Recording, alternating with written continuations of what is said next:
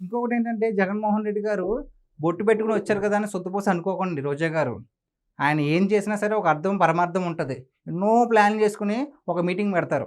కాకపోతే అది utter flop అయిపోతే అది వేరే విషయం. సో, ఇంకోటేంటంటే త్వరలోనే కేంద్రానికి ఫిర్యాదు చేస్తాము. మీరు ఫిర్యాదు చేసినా అది లాభం లేదు. ఎందుకంటే తప్పుడు ఆధారాలను కేంద్రం కూడా పట్టించుకోదు.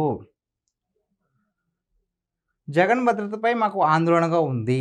అధికారం ఉందని ఎగిరిపడితే మేము ఊరుకోము. రాబోయే రోజుల్లో ఒక్కొక్కడిని ఎగరేసి తన్నుతాము.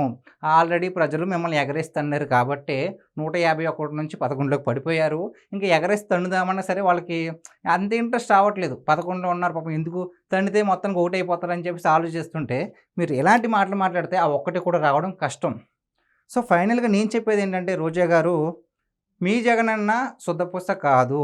మరి మీరు తెలిసి అంటున్నారు, కావాలని లేదంటే కవర్ చేద్దామనుకుంటున్నారో గానీ, మీరేం చెప్పినా సరే, మీరంటే మీరే కాదు, మీ పార్టీలో ఏ నాయకులు చెప్పినా సరే, జగన్మోహన్ రెడ్డి గారు శుద్ధపూస అంటే నమ్మే ప్రసక్తే లేదు.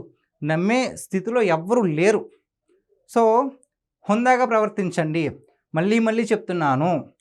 ఏదో యాప్ అంటున్నారు, కక్షపూరితం అంటున్నారు. ఓవైపు నుంచి మీరు అంబటి రాంబాబు గారు, కూటమి ప్రభుత్వం మొత్తం కక్షపూరిత రాజకీయాలు చేస్తుందంటున్నారు. మళ్ళీ మీరే కక్షపూరిత రాజకీయాల కోసం యాప్‌ని తయారు చేస్తున్నారు.